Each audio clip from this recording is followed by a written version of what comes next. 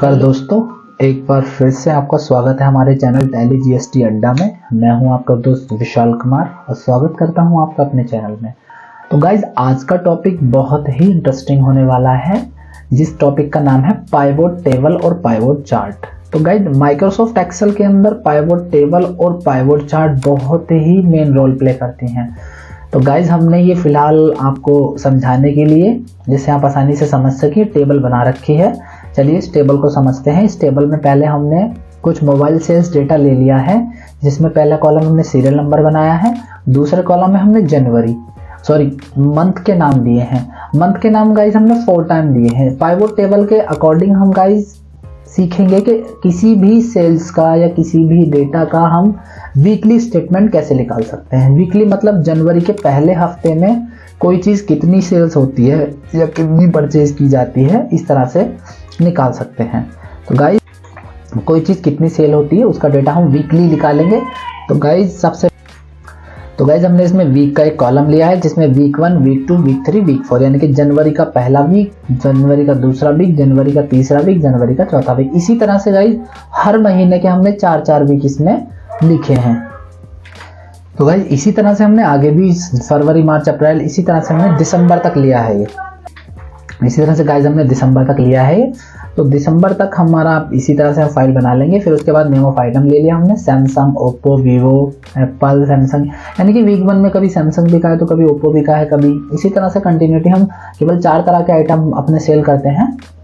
तो इसमें हमने लिखे हैं। फिर उसके बाद यूनिट ऑफ सेल, कितना यूनिट सैमसंग का सेल हुआ, कितना ओप्पो का, कितना वीवो का, कितना एप्पल का, फिर से सैमसंग, वीवो, एप्पल, इस तरह से हमने यूनिट ऑफ सेल दे ली है। तो चलिए गाइस, अब हम चलते हैं अपना पाइवोट टेबल पे। तो पाइवोट टेबल जो मिलता है हमें देखने के लिए इंसर्ट कॉलम में मिलता है। इंसर्ट में जाके सबसे पहला जो ग्रुप है हमारा टेबल ग्रुप है, और टेबल ग्रुप में हमें पाइवोट टेबल मिलेगा। पाइवोट टेबल पे जैसे हम क्लिक करते हैं, तो बस पाइवोट टेबल पे क्लिक करने के बाद हमें मिलेगा पाइवोट टेबल और पाइवोट चार्ट। तो दोनों को हम एक एक करके सीखेंगे। सबसे पहले हम सीखते हैं पाइवोट टेबल। तो गाइस, हम जैसे ही हम जाके यहाँ से पाइवोट टेबल पे क्लिक करेंगे, पाइवोट टेबल पे क्लिक करने के बाद हमारा ये पॉपअप मेन्यू ओपन होगा, जिसमें सबसे पहला हेडिंग लिखा है create a pivot table. Next option इसमें लिखा है choose the data that you want to analyse, यानी कि वो डेटा चूज करें जिसे आप एनालाइज करना चाहते हैं। तो ये कह रहा है सेलेक्ट ए टेबल और रेंज। तो यहाँ से आप गाइज जो भी आपका डेटा है उसे विद हेडिंग, यानी कि serial number, month, week, item, unit of sale से लेके और जहां तक भी आपका डेटा है वो सेलेक्ट कर लेंगे। गाइस, में एक बात ध्यान रखना, कोई भी कॉलम हमारा खाली नहीं होना चाहिए। बीच में अगर हमारा आपको कोई सेल नहीं हुआ है तो आप यहाँ पे 0 लिख सकते हैं। ये लिखने के बाद कह रहा है कि use an external data source. अगर आप किसी एक्सटर्नल डेटा सोर्स से डेटा उठा सकते हैं, जैसे इंटरनेट वगैरह से उठाना चाहते हैं तो आप उठा सकते हैं।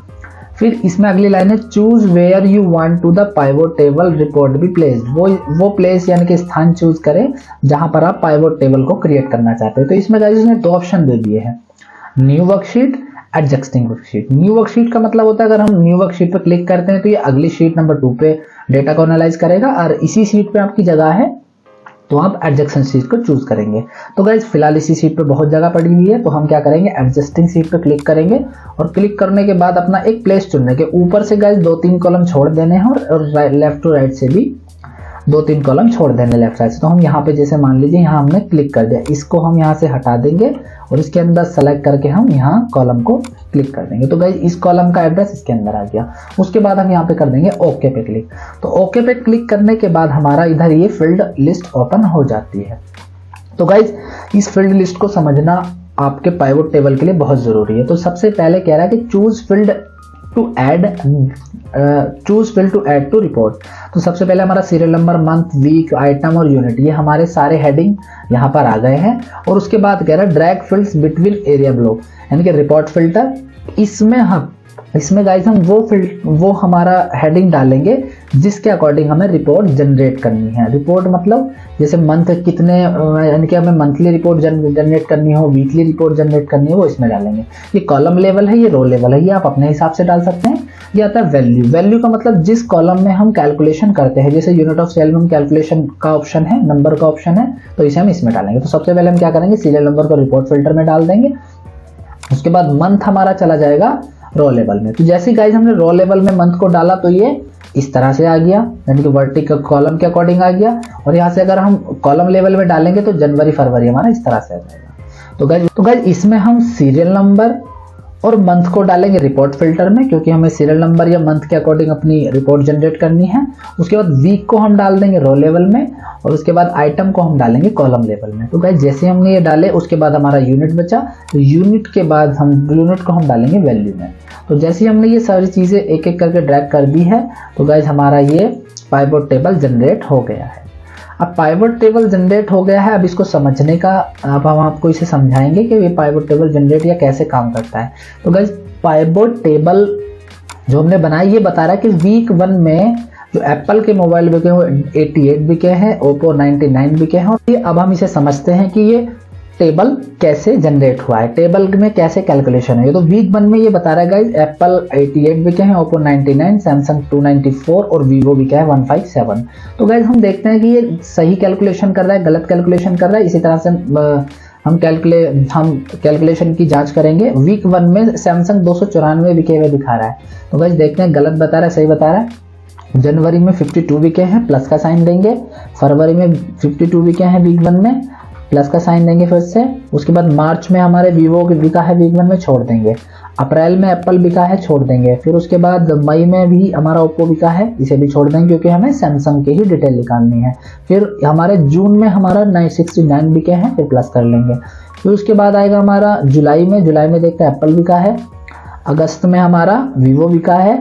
सितंबर में हमारा वीक 1 में ओप्पो बिका है। अक्टूबर में वीवो बिका है। नवंबर में हमारा फिर से सैमसंग बिका है, प्लस करेंगे। फिर से दिसंबर में भी हमारा 69 प्लस बचे हैं। फिर गाइस चेक करेंगे, एंटर प्रेस कर देंगे, देखिए 294 हमारे यहाँ पर भी आएगा, 294 हमारे यहाँ पर भी आएगा। चलिए गाइस किसी और मोबाइल का भी देखते हैं एक और। ये वीक 4 में 131 एप्पल के मोबाइल बिके हैं, इसे कैलकुलेट करते हैं, सही है गलत है, इक्वल लगाएंगे। अब हम वीक 4 चेक करेंगे एवरी मंथ का। तो वीक 4 में यहाँ पे एप्पल बिका है, प्लस करेंगे। तो जो वीक 4 में हमें एप्पल देखना है, फिर से फरवरी के वीक 4 में नहीं बिका, मार्च के वीक 4 में फिर से एप्पल बिका है, प्लस कर लेंगे। और उसके बाद हमारा अप्रैल के वीक 4 में देखेंगे वीवो बिका है, मई के वीक 4 में सैमसंग बिका है, जून के वीक 4 में एप्पल बिका है, फिर से प्लस कर लेंगे। जुलाई के वीक 4 में वीवो बिका है, अगस्त के वीक 4 में ओप्पो बिका है, और जी अक्टूबर के वीक 4 में फिर से हमारा एप्पल बिका है 36, प्लस कर लेंगे। नवंबर के वीक 4 में सैमसंग और दिसंबर के वीक 4 में वीवो। तो गाइस प्रेस एंटर करेंगे तो ये हमारा 131 गाइस 131 देखिए यहाँ पर भी आ गया और 131 यहाँ पर भी आ गया। तो इस तरह से गाइस हमारा पाइवट टेबल होता है। होप आपको अच्छे से समझ में आया होगा। जो भी आपको कोई चीज़ समझ में नहीं आ रही है आप हमें कमेंट बॉक्स में कमेंट करके बता सकते हैं। तो गाइस बने रहिए हमारे एवरी वीडियो में। जो भी आपको समझ में नहीं आ रहा है आप हमें कमेंट बॉक्स में कमेंट करके बता सकते हैं। इसका हमारा अगला पार्ट में हम आपको बताएंगे पाइवट चार्ट का यूज कैसे होता है। गाइस अगर कोई भी बात आपको समझ में नहीं आ रही, वीडियो पॉज करके आप देख सकते हैं, वीडियो स्लो करके देख सकते हैं, और उसके बाद में नहीं समझ में आता है तो आप कमेंट बॉक्स में कमेंट करके पता कर सकते हैं। तो गाइस चलिए मिलते हैं अगले चैप्टर में, तब तक के लिए नमस्कार।